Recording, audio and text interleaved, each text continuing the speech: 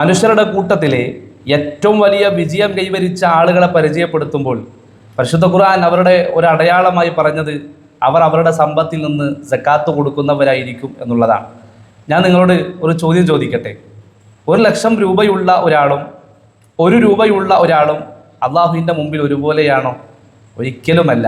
കാരണം അള്ളാഹു നമ്മുടെ കയ്യിലുള്ള സമ്പത്തിൻ്റെ വലിപ്പമല്ല നോക്കുന്നത്. അള്ളാഹുവിന് ആവശ്യം നമ്മുടെ ഹൃദയമാണ്.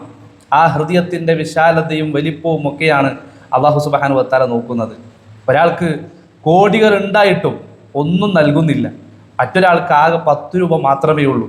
അതിൽ നിന്ന് 1 രൂപ അള്ളാഹുവിൻ്റെ മാർഗത്തിൽ നൽകിയാൽ അള്ളാഹുവിൻ്റെ അടുക്കൽ ആ 1 രൂപക്കാണ് വലിയ വിലയുള്ളത്.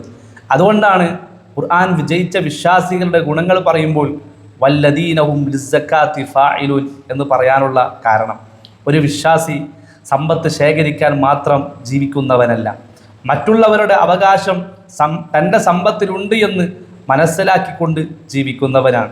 ഞാൻ നിങ്ങൾക്കൊരു ചെറിയൊരു ഉദാഹരണം പറഞ്ഞു തരാം. ഒരു കിണറ്റിൽ നിന്ന് വെള്ളം നമ്മൾ എടുത്തുകൊണ്ടേയിരുന്നാൽ, വെള്ളം നമ്മൾ കോരിക്കൊണ്ടേയിരുന്നാൽ എന്താ സംഭവിക്കുക? അതിൽ പുതിയ പുതിയ വെള്ളം വന്നുകൊണ്ടേയിരിക്കും. പക്ഷേ വെള്ളമെടുക്കാതെ ഉപയോഗിക്കാതെ ഒരു കിണർ അടച്ചു പൂട്ടി ഭദ്രമാക്കി വെച്ചാൽ എന്താ ഉണ്ടാകുക? കുറച്ച് ദിവസങ്ങൾ കഴിയുമ്പോൾ ആകെ നാറി ഉപയോഗിക്കാൻ പറ്റാത്ത ഒരവസ്ഥയിലേക്ക് മാറും. നമ്മുടെ സമ്പത്തും അതുപോലെയാണ്.